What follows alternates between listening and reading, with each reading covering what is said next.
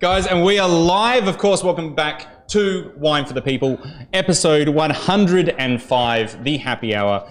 Chime in for the next hour whilst we do what we usually live up to, which is to not take ourselves as seriously as the wines. But we do actually have some serious wine stuff. We have some serious wine stuff tonight, Noah.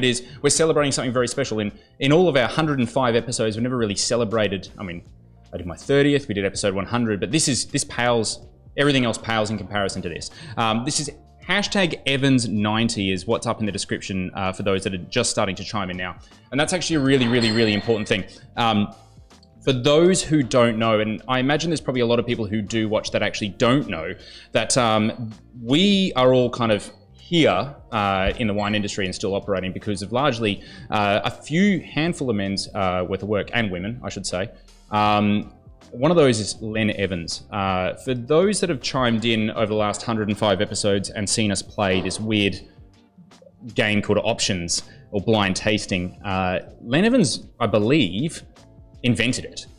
He invented it because he was a British-born guy who got really psyched about wine, and particularly Australian wine, and took Australian wine across to the UK. And where the UK and our lovely compatriots over there were turning their noses up at Australian wine, and he decided, you know what, I'm going to invent this little game where you're going to taste it blind. You're not actually going to know what's going on. And we're going to play, and he would do dinners and dinners and dinners and dinners and dinners. Probably part of the reason why he died from a heart attack. Did a lot of dinners and drank a lot of wine, and actually put Australian wine on the map globally, because it was showcasing things like fruit weight, power, the fact that we can do things just as well as anyone else. And he was certainly at the inception of a Zeitgeist. So tonight we are celebrating Len Evans, his life, because today, he would have turned 90. There is a great legacy that's been left inside the industry because of this man.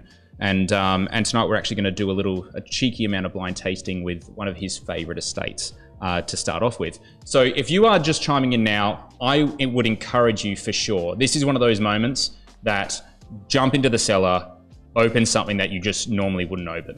Like, it's going to sound insane because it's a Monday. You can drink it through the week. It'd be great. What a great week, you know. But crack open that stupidly expensive bottle, because this man his life is worth celebrating, and his entire legacy. Now, of course, like I said, he was at the beginning of a Zeitgeist. You know, this is the moment in time when Australian wine was really not very, very well known, and it wasn't, at least not globally known, and started to rapidly expand, obviously, across the 70s, 80s, and 90s. Even to this day, the legacy is incredible. If you're a sommelier and you get a great position somewhere there's just somewhere random like Dubai, and you're charged with writing a wine list, you know that you have to write French wine into that wine list. You got to write Italian wine into that wine list. You could probably be forgiven for omitting South African wine. You could probably be forgiven for omitting German wine, but you're probably not going to be forgiven for omitting Australian wine. Australian wine punches so far above its weight, it's not funny. For a country of 30 million people, it's up there with New Zealand as well, punches so far above its weight.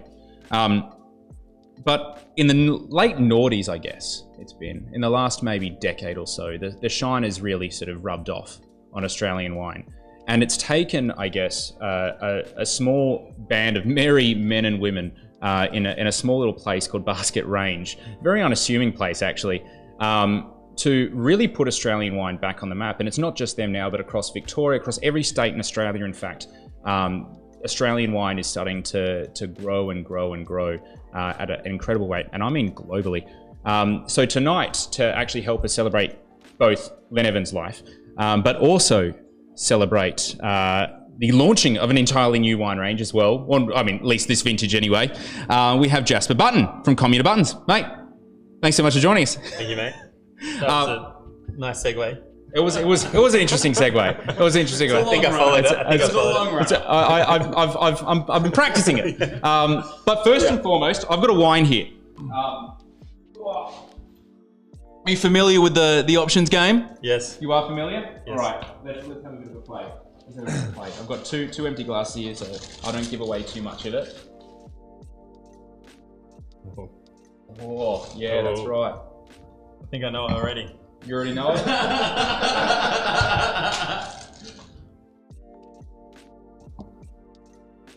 All right. We are starting tonight off, of course, with everyone's favourite game is, of course, blind tasting. All right. Do you know how to play the game? You familiar? Yeah. Are you getting any particular vibes? New World, Old World? Yeah, New World, Old World. Let's do it. Definitely New World. It is. Are we talking New Zealand, Australia, or the United States? It's got to be Australia after that introduction. All right. Well, he was a man who hailed from New South Wales, I believe, Sydney Cider, and he taught James Halliday. James Halliday was Len Evans' sort of, I guess, protege, if you will.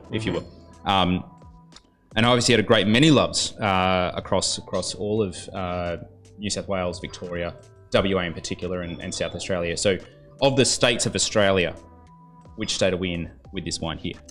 I think with the colour and the richness and that sort of leathery nose, I think we're in South Australia for sure.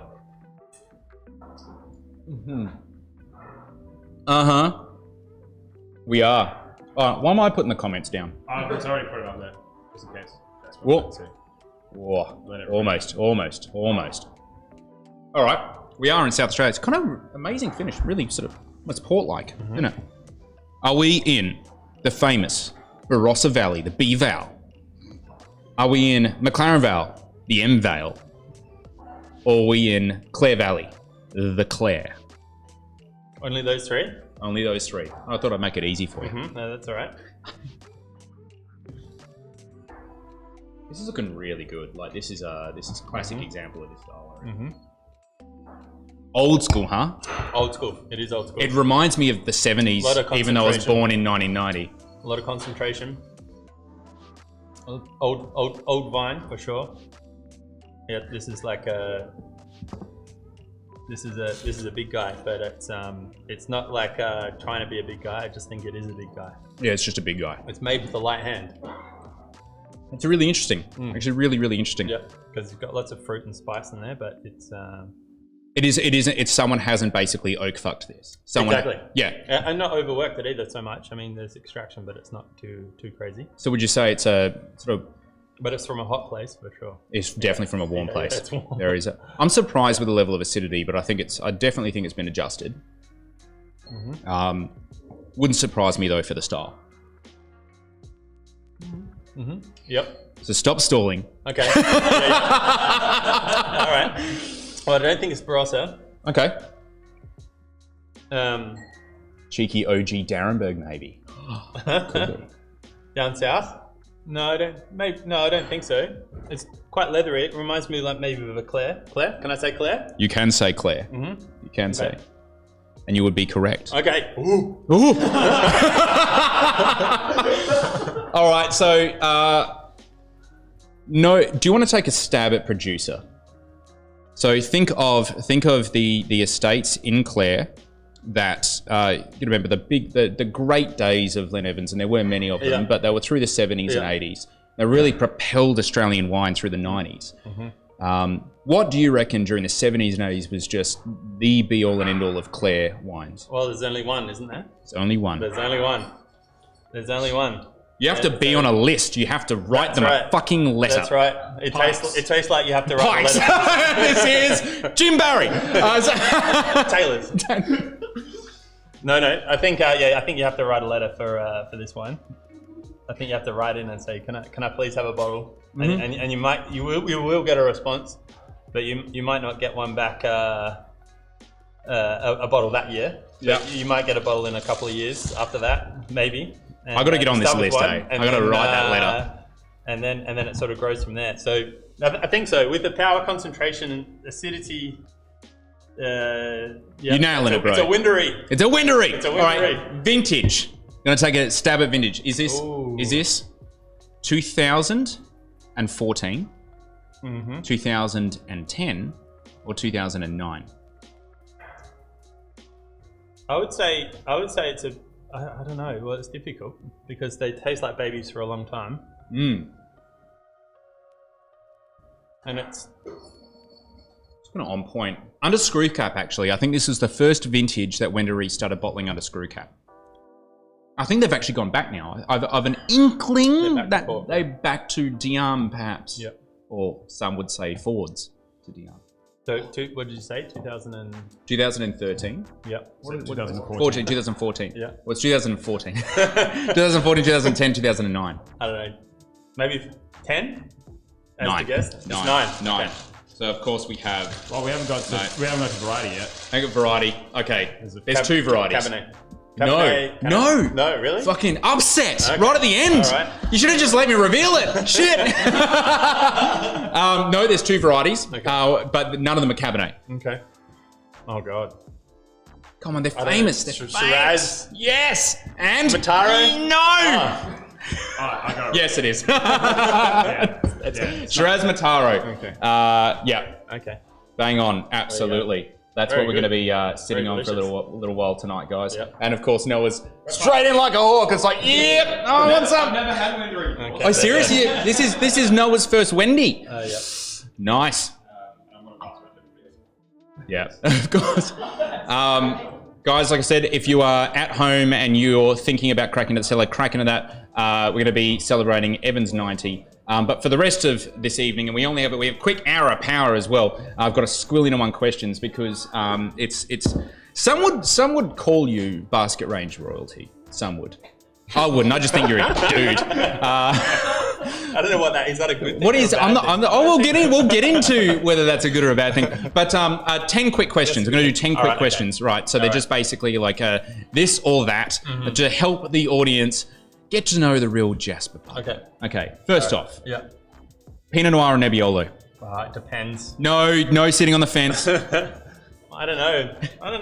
It depends what soil, what What do you like to what's drink? being- I guess bang for buck Nebbiolo for sure. Nice. We're going to be great friends. Yeah. Chardonnay or Shannon?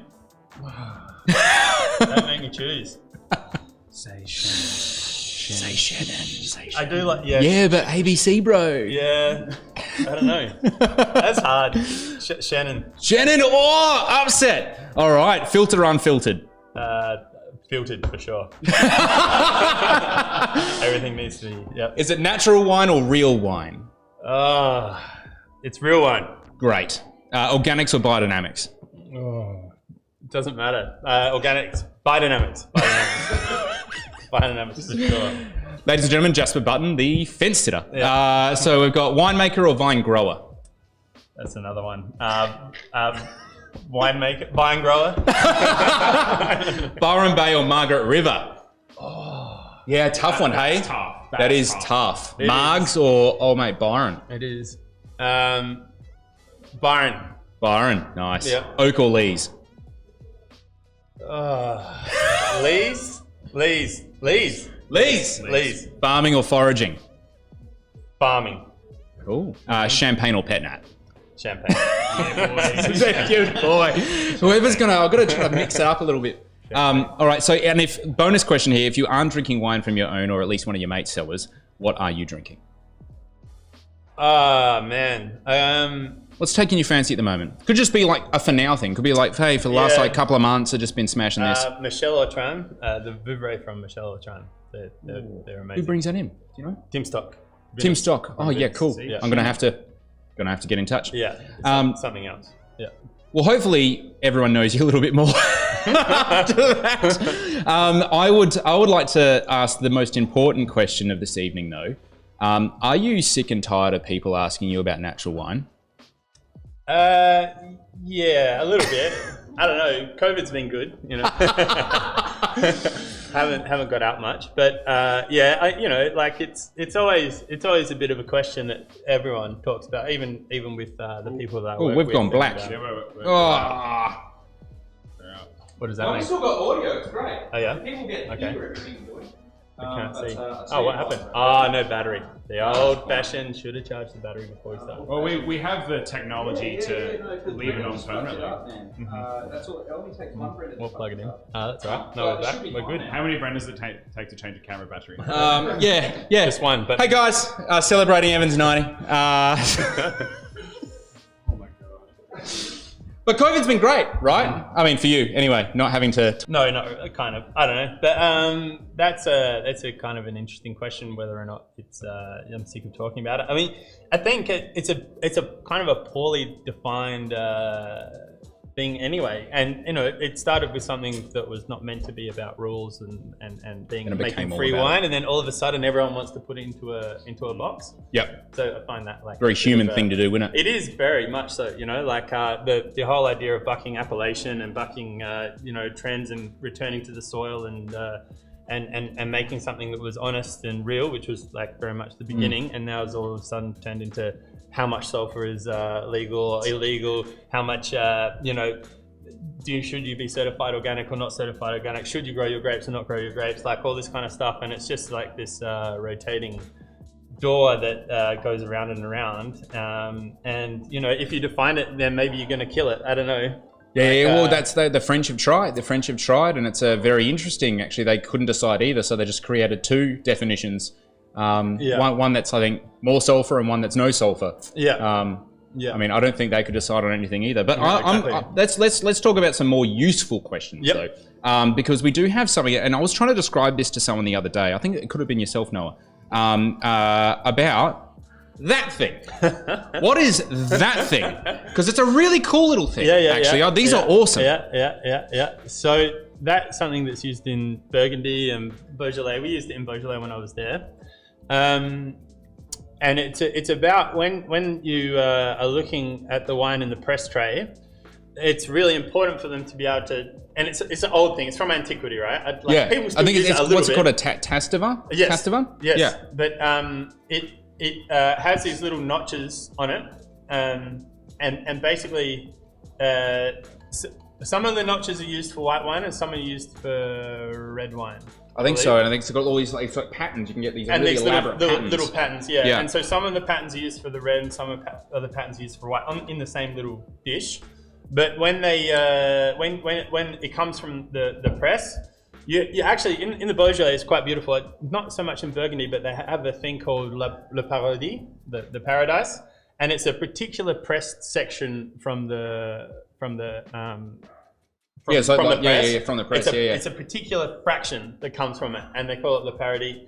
And in the first press load of the vintage, everyone gathers and you collect Le Paradis, and you actually use it as an aperitif for that evening, and everyone gets drunk on it. And it's the fraction in between the free run and the hard pressings. It's the carbonic fraction, and it's beautiful. And they actually I get you. They'll judge and they'll celebrate the wine, the cuvee, based on the Paradis, and this they collect the Paradis in this to try it, and everyone. We need to do this. We need to create. We need to create like. Don't worry about Harvest Festival, Vintage Festival, and like you got a parody. Let's just parody in the hills, and everyone needs to like press something that day. It doesn't matter. Yeah, just like, and it's a particular fraction. And they actually wait for it. You taste, and it's like, okay, the parody, and then everyone has like little bottles and everything, and takes a little bit away from them for the evening. That is sick. I can just bottle that and release it. That is sick. Yeah, well, that's another thing. There we go. Yeah. All right, so moving onwards. So what was it like having your wine poured at Noma? Because it was only a couple of years. Was it your first vintage that you Renee Redzepi? It's actually the second year we put labels on wine in 2015. It was kind of funny. It was because I didn't know a lot about the whole Noma story. I mean, I knew about Noma. You were just like you're just a guy. As long as you pay your bills, I'm fine. Just like the way it all kind of happened and how it all worked. It was funny because I was at my first rootstock, and Mads Klepp came to the table, and I knew who he was. He'd been to my place for lunch about a month ago. He tried through all the barrels. He was hideously jet lagged. He wasn't at his A game, but he came to rootstock and slid in on the table. And I remember distinctly talking to someone, and he was on the side trying the wines, and he was kind of impatient. So you kind of had to keep pouring for him, and then have these, the other people that were trying wines with me. And then he got to the Chardonnay, and he said, "So how much of that did you make?" And I said, 50 dozen. He said, "Okay, we're going to take all of that for Noma." And I was like, The OG baller, Rene Redzepi. I was just like, well, you know, like it's my wine, and you know, I'd like other people to try it, and blah blah blah. And he said, anyway, you have a think about it, but we want all of that. And I was like, oh, okay, all right. Rene's the natty wine mafia. It was a little bit like it was that. A bit like that. I got slightly steamrolled at that point, and you know, I really had to think about it, and like I got really drunk, you know, that night, and I was with friends and people and Mads and everyone, and yeah, I was like, oh, okay, and I kind of said, all right, we can do that. You know, oh no! And yeah, that was it. So they took the entire allocation, and it was on the tasting sort of pairing. Yep. And I don't know, it was great. I mean, we've got an amazing distribution importation company, Rosforth and Rosforth, and he organised that. That's the importation guys for Denmark. Distribution guys for in Denmark, in Copenhagen, and worked very closely with Noma. So like it opened up a whole world to us, which was amazing. But yeah, having an entire cuvee like taken for one restaurant was something that I didn't even think was possible. Did it give you a lot of confidence in sort of what you're doing, because you'd only been operating for a couple of years, well, and you haven't come from like a winemaking background? Like, it was also young and green and fresh at that point, and that I probably had like a naive confidence anyway. It was all gonna be super cruisy. So like you know, I didn't really expect or think that anything great was even going to happen at that point. But like, but something great did happen. Not that long after, actually. What's going on here? Oh yeah. Yeah, that was an unfortunate photo. That's why they have selfies from above and not below. But you're having fun here. What's going on here? Yeah. So that's that little that beauty is at the Young Gun of Wine 2016.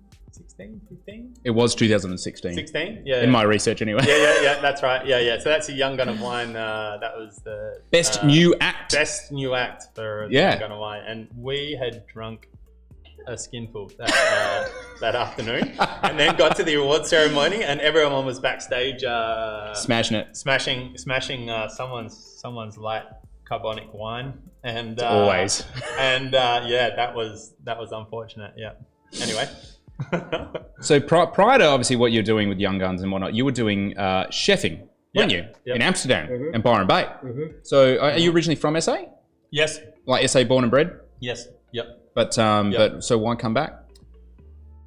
Oh, okay. So like the main, so we grew up on the farm that we're on now. So 70 acres in Basque Range, is 15 acres of vines. I remember planting them when I was 10 years old.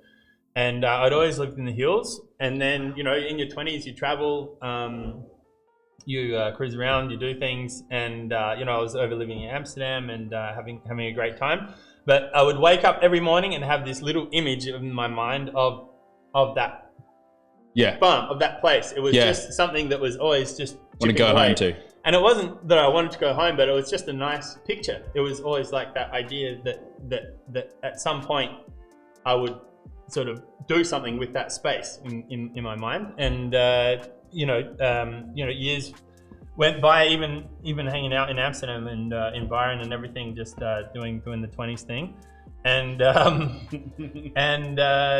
I was like, it just got stronger and stronger, and I thought that at some point it was time to come home and do something. Yep. So when you came back and you were doing something, what's that? Oh yeah, that's right. Yeah. So that is that pre-winemaking days? No. That was wild. So like that's like in the middle. So like I was super interested in film and filmmaking. So I actually ended up doing a Bachelor of Creative Arts when I got back. And so the idea wasn't to actually create something enormous, like make a winery or anything. It was just to come home and to do something at home. And develop a piece of land. So the grapes in the beginning were very much like, well, we have to sell the grapes to make the farm work. Right. Okay. Yeah. But like, it wasn't my core interest. I didn't come back with a mission in mind to create. So like a rebel looking for a cause. Well, not really. I mean, like the whole film thing was, I was totally like caught up in that in Amsterdam, definitely. Yeah. So it was like, but it was like art. It was making art and doing things. So obviously, and we'll get into Commune buttons in a second, and I want to crack into some of these wines as well. But you're not obviously just doing sort of obviously winemaking and not just growing grapes. You're a part owner, of course, in Summertown Aristologist. Yeah. As well. And you do a myriad of different things on the farm. First question, two-part question. That have nothing to do with each other, actually. What's it like working with Anton and Aaron? And what's it like working with these guys? And is it any similar? Well, in terms of like sheer stubbornness and smell and hairiness in some ways, it's actually quite funny. We are three very different people. Yes. Yeah, you are.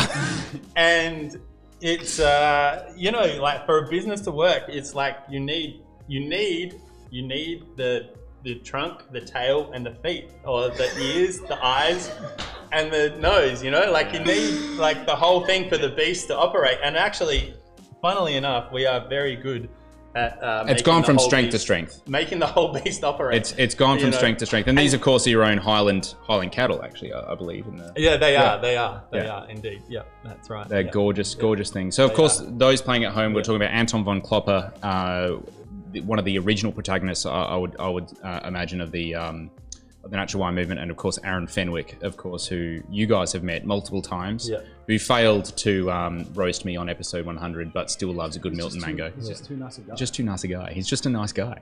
That's anyway. Starting in 2013 with your sister Sophie, and this is probably one of my favorite photos of it's and you're wondering what's going to happen. No, it's actually a really nice photo. It's a great photo of you guys. Yeah. What a great photo. Who's Jay? Is that your brother? Jay? Yeah. Jay Button.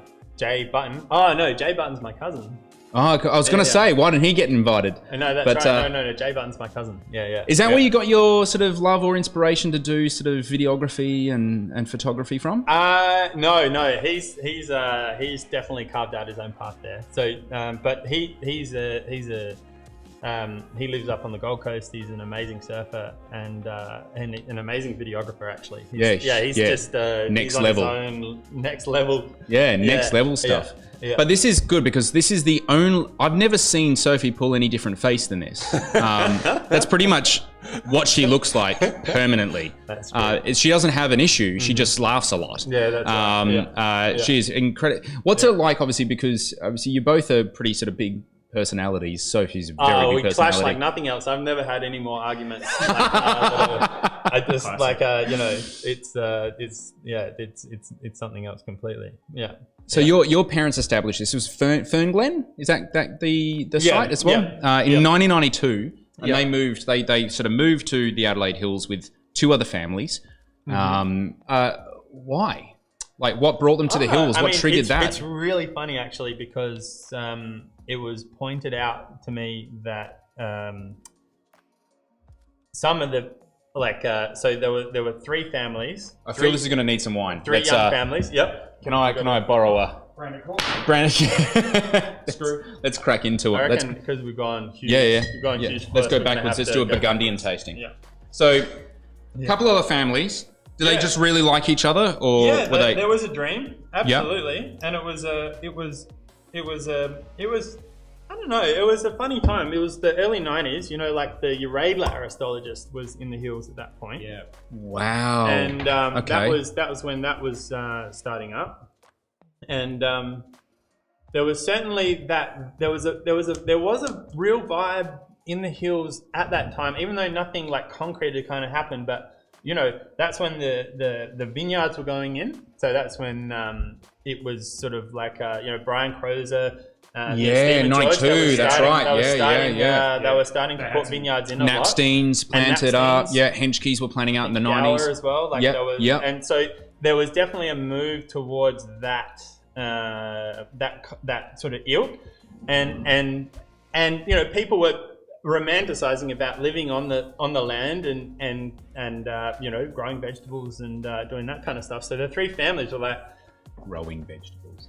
I like that. Yeah. It's cute. But, you know, It's like, legit that's what it was. though, Everyone like- moved in and put in a So was it a vegetable proper garden. hippie commune, as they say? No, Is well, that not the so story much, is? Not so much. So it was like more like cohabitation, and you know, it's a 70-acre property, 3 beautiful old stone houses. So it was more functional than it was. Everyone lives on there, like 3 hectares of vines, sheds. So the sheds, like one of the guys was a potter and did pottery. The other guy was a builder, was building and everything. renovating Yeah. everything. So what on the- happened to the other families?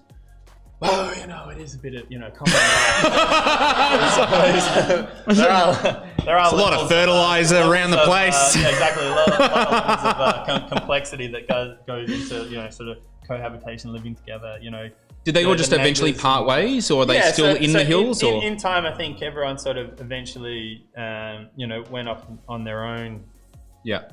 You know, and you know, I think it was nearly 10 years before, you know, one of the families decided that they were going to leave. So it sort of, I don't know, it ran its course. I didn't take too much notice. I didn't know what was going on. We had a lot of fun growing up. There were lots of kids, you know, kind of hanging around together and doing things. And you know, it was a spark of truth, you know, like on a piece of land like that, and having you know, houses and doing things together collectively and making something work. And you know, that spirit still exists, you know, where we are today.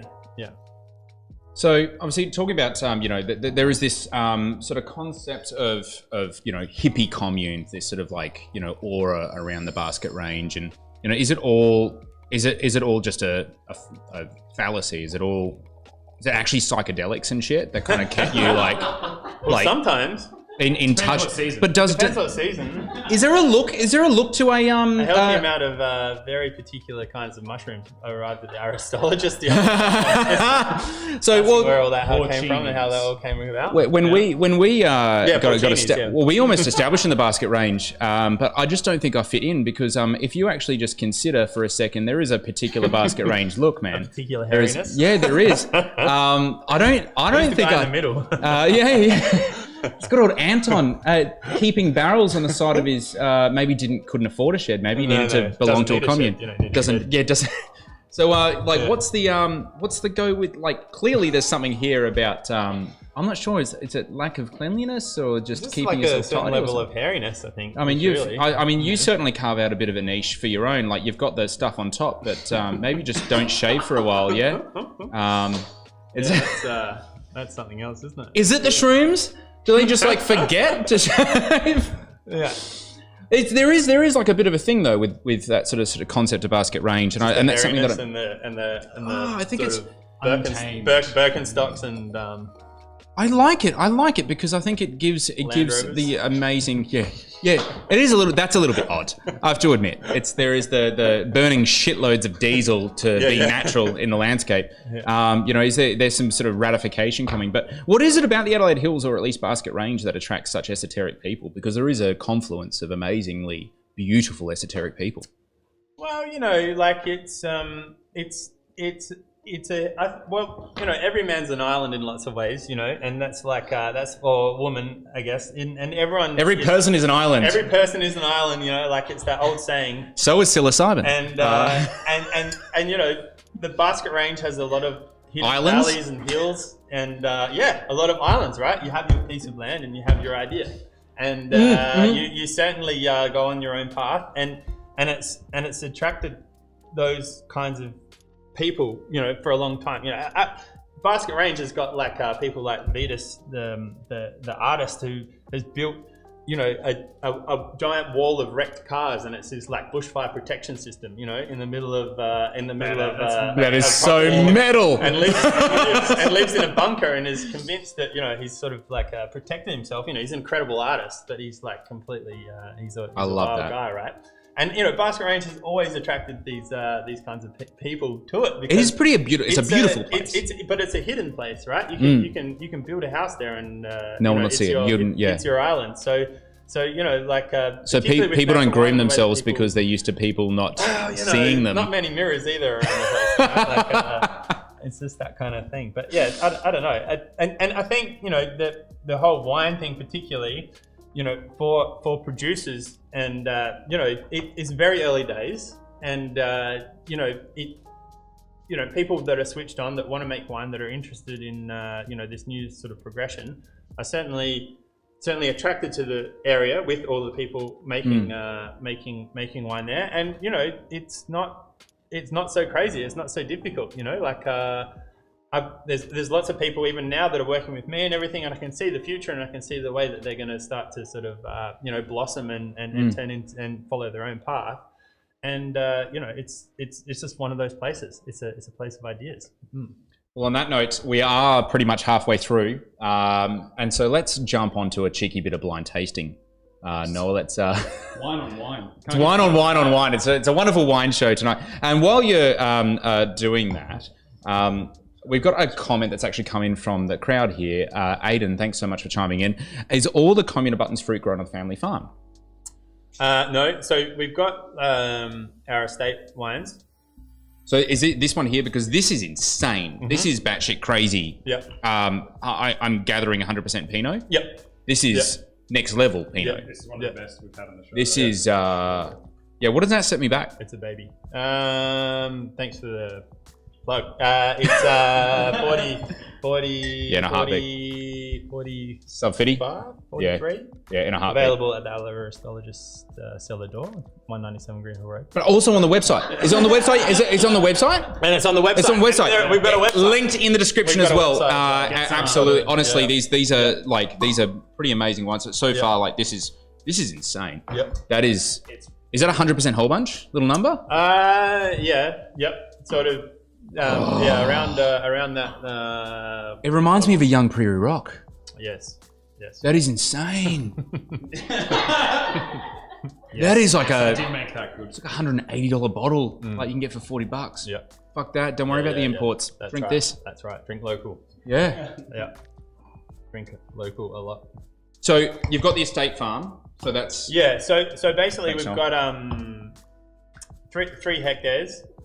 Adelaide Hills is kind of funny in the in the total unpredictability for how a season's gonna pan out.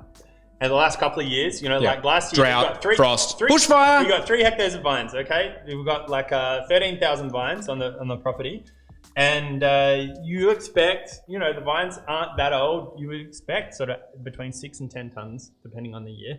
And the last 2 years, we've cropped under 3 tons per hectare. And shoot, that's like 1.5 per acre. yeah, Shoot. yeah. So, and that has been across the hills. This is not just Yeah, us. you know, And it's we've just a getting lot lower yields. totally smoked on storms during flowering, or heat spikes during flowering. Yeah. Frosts. Who needs to crop thin when you're in the Adelaide Hills? You know, and so nature does it for you. Actually, and you know, growing grapes is a numbers game. You start with your potential, and then, you know, like you have like. Did you just see them drop off one by one like lemmings? Yeah. And, you know, like you can still walk through the vineyard in the end of February and go, I think we're going to be all right. Like, I'm a bit worried. I was a bit worried, but like it still looks okay. But you know, if the vines, you know, they've got hen and chicken, and they've got like you know, less the inflorescences have done their thing, and blah blah blah and blah blah blah. All of a sudden, you've got you can even see that it looks like kind of maybe okay, like there's grapes there, we're gonna be alright. And then you start picking, and like the buckets just don't fill up, the bins don't fill up, and you take it back and you live with what you can. So. Well, I mean, look, if it's like that, that's dope, right? Yeah. And then you make a nice wine, and then you just don't have enough. So is this that's 2019? So this has been a cask for around about 8 to 12 months. Yeah. So that's one thing that we've actually been working on with our wines is aging, Longer aging. élevage. Yeah, longer élevage. Yep. So this is so we bottled just before vintage. Yep. In February. Yeah, right. Yeah, very cool. Yeah, and then These are beautiful. This is beautiful. Left it for 6 months in bottle. It just for allow the wine to. I mean, it tastes like, to me, it tastes like a baby, but it does need to fill the bottle and fill the glass properly. Or in about 2 years' time, that's going to be exactly. just yeah, glorious. Yeah. It still doesn't quite fit in just yet, but it's anyway. All right, let's play this game. Okay. All right. I'm nervous. Got the comments down, so Noah's let you know what I'm gonna try to probably poorly figure out. There's gonna be something like Aaron Fenwick's. Oh, I don't really know what it is. It's 102 different varieties, and it's just a Lee's tank we've decided to settle out and put in a bottle for tonight. That happened. I'm gonna give you a mild hint. Okay, No. it's not like that. Okay, good. Smells incredible. Very closed. Very, very closed.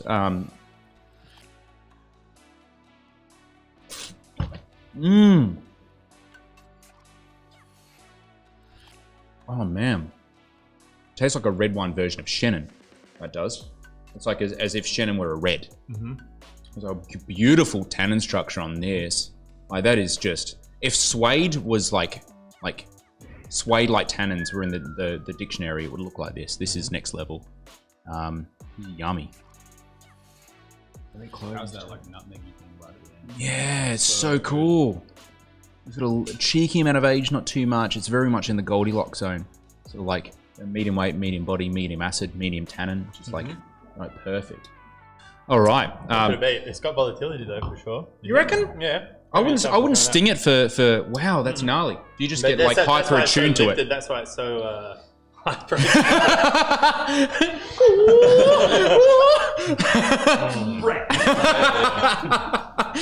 All right, so I'm going to go Old World on this. Yeah, yeah. This is remarkable. Okay, I would drink a lot of this. I haven't said that for a little while, but this I would drink a lot of, like bucket loads. All right. Last show with the Gevry. Oh, yeah, that's right. I drink a lot of that too. All right. So, are we? What countries? Have we got options for countries? I'd say Italy. I think Italy. Mate, it's your wine. Oh, it's my wine. Wait, is it Old World or New World? Noah, you play the game. It is Old World. It is Old World. It is Old World. Yeah. All right. So we. What? No, this is cool. Yeah. Yeah. Sorry. He's like, no. I still say Italy. No. Sorry. What do you say? All right. So what? All right. So what are my options for country? Old World. No. Yeah. So Old World. So France, Italy, and Slovenia. Ooh, that's a really interesting red herring. Slovenia. I'm gonna go France though. Yep. It's not. Yep. It is. No, it is. Oh, cool. Yeah. Okay. Yeah. All right. Where in France? Give us some subregions. Give us some. All right. Three options. It could either be Roussillon Languedoc. I don't think it is. But yeah, cool. Next. It could be. Just give me three options. It could be Beaujolais, or it could be Anjou. It's Anjou. No, it's not. It is not. It's not. No, it's not. No way. Okay, my next. Again, the Loire Valley does not go well for you. No, seriously, Loire is just like my nemesis. So surely it must be Beaujolais. It is. Okay, good. That's amazing. That's probably the tannins. But I don't. It's odd because I wouldn't have jumped straight away at Gamay, although it's pretty much the red Shannon, right? Like Gamay is kind of like if Shannon was a red, it would probably be Gamay. See that? Yeah. But then what year? This is important. This is interesting because the years have been crazy. They have been crazy in the last 10 years. I'd give it a solid amount of age, but not too solid. So I'd be thinking closer towards like 2015, 2016. But then what were the years like 2015, 2016? I don't know. I think 2016 was pretty wet. 2015 was hot as hell, and 2016 was wet. Quite wet and kind of miserable, particularly miserable for this. I think it was 16. I think it was 16. Just the confluence of age plus the high acid is just really. It doesn't feel cooked, or maybe that was the volatile comment. Yeah. Maybe that was the. Yeah. Okay. No, I'm still going 16 though. 15. Oh no! I should have just done it. He was giving me all the hints. No. Yeah. Right. Okay. Yeah. Cool. Yeah. So what is this? What's a producer? So this is. I actually did this. I did the vintage. Oh no! It's run around town. It's not actually 15. Oh, it's 18. Yeah. Okay. Oh. Is it Brewery? It's Brewery. Yeah. Okay. Yeah. Right. Yeah. 18 Brewery. So this is Domaine de la Grande Cour. This is actually. It's beautiful. Yeah. I did vintage with these guys in 15. And, no plans for Gamay? No, in the hills? Not really. No, I don't think so. for me. Maybe. I'm not saying no. But breweries always a robust region. Clay. This is the clay soils. These are the old vine clay soils, quite concentrated. Lots of raspberry, lots of tannin. That's so cool. That is so cool. The tannin on this is divine. It's a south-facing slope, limestone and clay, rather than the more sort of like granitic soils of Fleury, where John Louis is from. So I thought it was interesting. I thought I picked up the 15. I'm really sorry about that. This is what happens in a basket range. And I just grabbed the bottle and I thought it was the 15, but you know. Psilocybin's a wonderful drug, man. And in particular, like I got to understand, is it more work than play or more play than work, especially when it comes to what the fuck is going on here? Oh yeah. That is brilliant. Yeah. That was during vintage in 17. Hard work. It was. It was a small vintage though. Well, people had to wait for the grapes to come in, so like what do? Like you got all these guys hanging around, they got to burn off energy too. So for those in the live audience, we're looking at a forklift that has raised a backboard and a hoop and they're just playing basketball. The rebounds must be really fun off the tines of the forklift. Yeah. A taller friend rocks up, just raise it a little bit more. Does everyone get along in the basket range? Mm-hmm. Are there any epic spats? Are there any sort of egos to contend with? No, everyone's completely normal, completely friendly, and there's no egos whatsoever. I don't know about Who said anything? Sorry, officer. Should we turn off the cameras? There's no egos here. Turn off the cameras. There's no egos here. No. It's all hunky dory. So for you, what have in the last like couple of years? What have been the largest challenges that you guys have had to overcome? I mean, is it anything to do with wearing this t-shirt? Yeah, Chardonnay is not easy to grow, but it's pretty delicious, tasty. Isn't it? It is pretty. But you chose Chenin over Chardonnay just before, so there must be something there. I knew you'd pin me down there somewhere. It was a pretty hard question, though, isn't it? We love Chardonnay. We love Chardonnay. We love Pinot. But it's hard, like the global warming thing. Like the last few years, I mean, you only get one chance a year at making wine. Mm-hmm. And so you grow slowly. You're forced to grow slowly. Yeah. No, it doesn't matter how crazy you want to get or how many new varieties you want to play with or whatever's going to happen. You only get one shot a year, and you're just forced into this very slow progression, And it's a mental progression. It's not like about how many tanks or vessels or whatever you're doing. It's this very slow mental progression into understanding the things that you're dealing with, because you create this thing and there's so many ways to fuck it up. There is. Start and so like there's this beautiful sort of simplicity to winemaking, Yeah. And this sort of this really nice progression where you think you're doing all the right things and you kind of might be, but all those kind of might be's is the path paved to a disastrous wine, So that's been the biggest challenge, all the hype, all the basket range, all this, all that, blah, blah, blah, blah, like being able to sell wine and everything, but like that's one thing out there, but learning. But it's the internal things. Learning to make something. Yeah. Just properly, in general. Yeah. Having your craft and being able to understand it, all the way through. That's been the big challenge. Yeah, for sure. Yeah. It's actually like that's because amazingly honest. Yeah, and there's not much in the modern world that is not immediate. Like it takes time. You have to understand the vines, the site, how to age those. Everything. It's just like this whole thing that you this journey you've gone. So. Well, on that note, let's crack open another one of these wines. Noah, do you have that Tapatrice? And while you're opening that up, talk to us about. Let's expand on that concept a little bit more. This sort of like taking it slow. Obviously, there's a massive confluence of very small, great artisan winemakers in basket range. Is there a glass ceiling on production volume? There is this like imaginary 100 tons. Ooh, otherwise, you go above 100 tons, and it's like, oh, you're a sellout.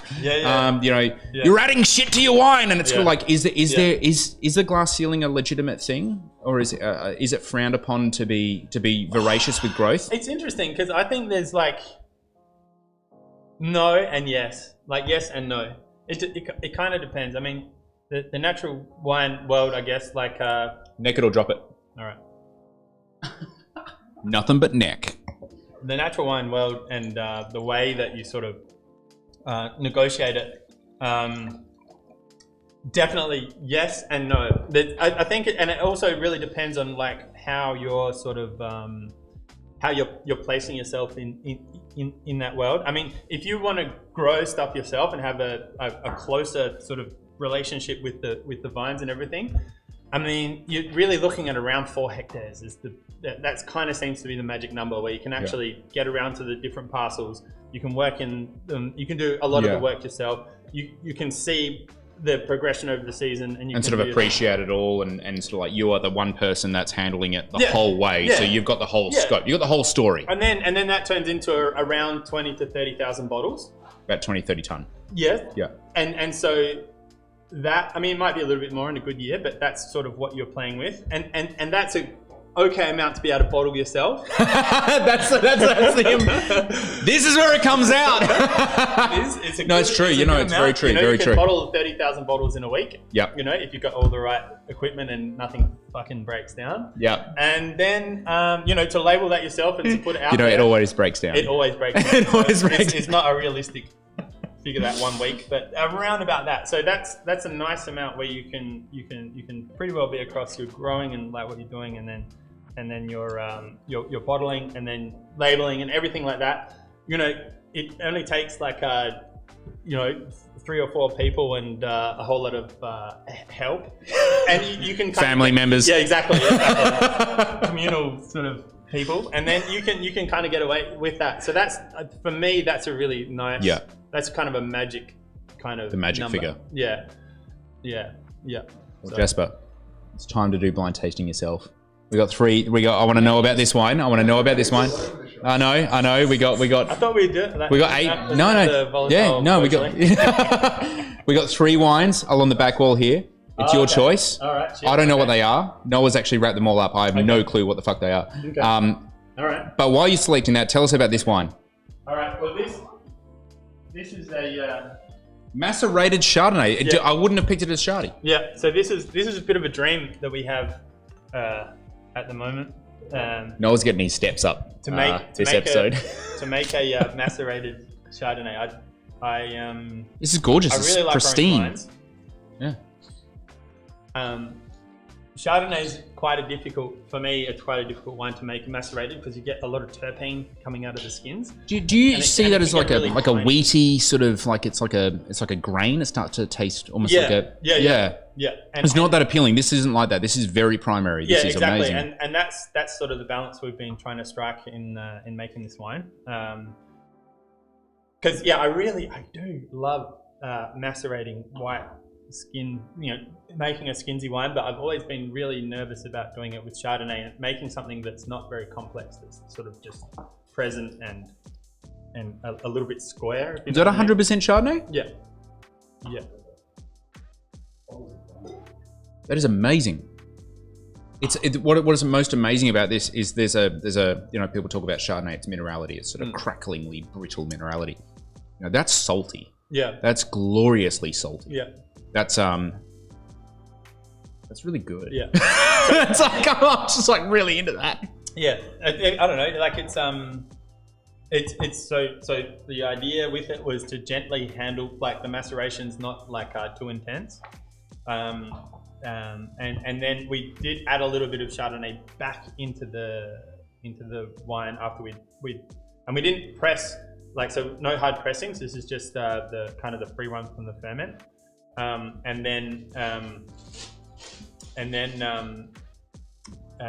We added a little bit of the direct press Chardonnay back into it, just to open it up and give it that more primary sort of fresh character. So. Can I just say, like, I've tried most vintages of your wines, and these are looking insane.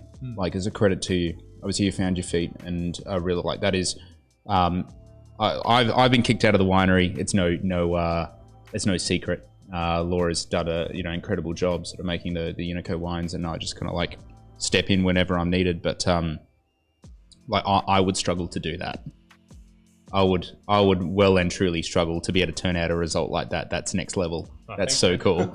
That is like, I've seen Chardonnay on skin so many times, and I'm just like, what did you do? Exactly. Why did you do that? And that's really the fear of fear of Chardonnay on skin. So this is something that I've been playing with it for quite a while to sort of get it to that sort of. Oh, that is so good. Yeah, well done, man. Are you ready to play a game? Like it? Yeah. Yep. Ooh. Yeah. I was waiting on that. It's a bit chippy, but it's, you know, someone's launched like a solid amount of money at this wine. You know, it's like. That's money, yeah. Tastes like money. Smells like money. Seriously, it tastes like there is like a solid amount of coin that's been thrown at this wine. This is like some dope berg again. Last week we have a Gevrey Chambertin that kind of came out of the blind tasting. I was stoked. I was stoked. This is feels like, it's on the tip of my tongue. Feels like an amazing Meursault, actually. It's got a really cool Meursault vibe going on, or not Chassagne Montrachet, maybe. There's a crew in my head that I'm struggling to extract because I've had 2 4X golds and like 4 wines already. Yeah. I'm getting there. Anyway, let's play. Alrighty, New World or Old World? I think we just established Old World. I'm gonna go Old World. This is New World. Oh. No shit. This is New World. Really? That's impressive. That is next level. So, is this from New Zealand, South Africa, or Australia? Oh.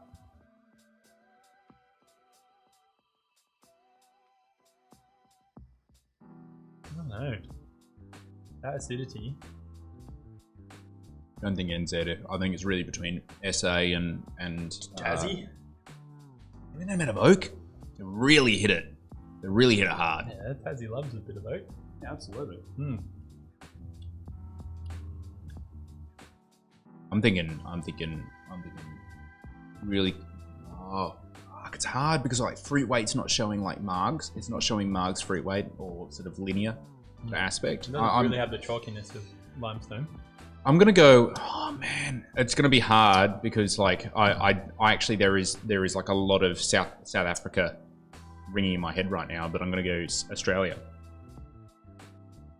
Oh, I have to say something. Yeah. I don't know. South Africa. This is from Australia. From Australia. This is from Australia. Is this from Tasmania, South Australia, or Victoria? I don't think any self-respecting Victorian would ever do this to Chardonnay. I don't think it's Chardonnay. I think there's a few producers in Victoria that do this to Chardonnay. Shame on them. I think it's a South Australian. I think there's just a like money. There's just. Can I go back and just say Tassie again? Yeah.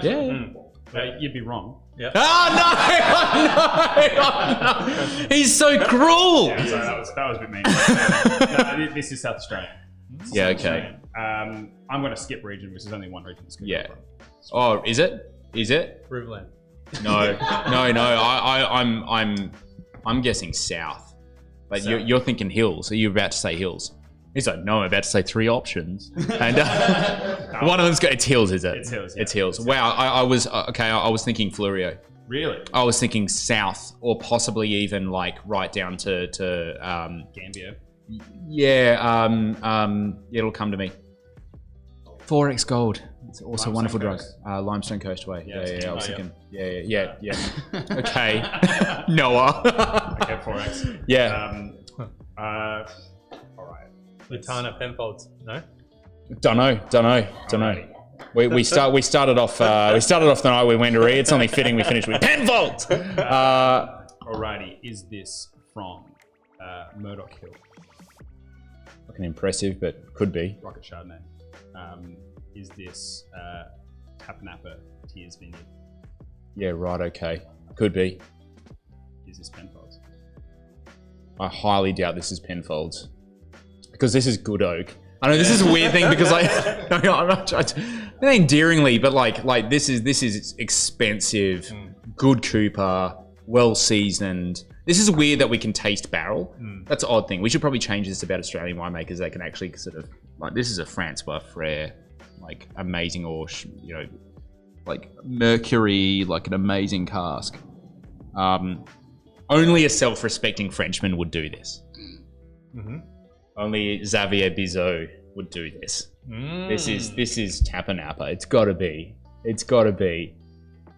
Oh, it could be Murdoch Hill. No, it's not Mike. I don't think so. You don't think that he wouldn't go so hard? I don't think so. No, I don't think so. Xavier. You reckon Tapper? Yep. Step now. Oh! Yeah. He gets to this old world, dude. Yeah, that's right. Yeah. But that, how amazing is that though? Like that sort of testament just that to immense coating of wood. Yeah, but it was. I mean, we both picked it up as soon as you smelt it. You're like, okay, there's something serious. There's something very serious going on. Yeah. That's kind of cool. 2018 Tears Vineyard Chardonnay. This is Tears. Is Tears Vineyard the one at? That's the Penfolds vineyard, yeah. The Petaluma, the ex-Petaluma vineyard. Yeah. Like it's right at the cellar door. This is the one. Yeah. Do you know so this is really cool. So Brian Crozer sold Petaluma, and but he lived in that house right at the shop. So basically, every truck had to like go through, and then every forklift. And he used to like, you know, he would call up the council and complain that like the forklift beepers and stuff. It was just as soon as he sold it, it was just like, I'm gonna make it hell, and I'm gonna like dominate. It was so good, and then it eventually got to a point they were like, yeah, no, we got to get out of here, and they built the thing out at Woodside. And then he was like, oh, see you guys, and just Tapper Napper was suddenly at where the old Petaluma was. It was just brilliant, like. So much respect for Brian Croze. That's like, and even looks like, is it Michael Caine from the castle? No, that's Michael Caine's. Michael Caine. Michael Caine? Nah, you're no. thinking of, Is that Michael Caine, the guy from the Cato? No, Michael Caine is that. Yeah, no, you're right.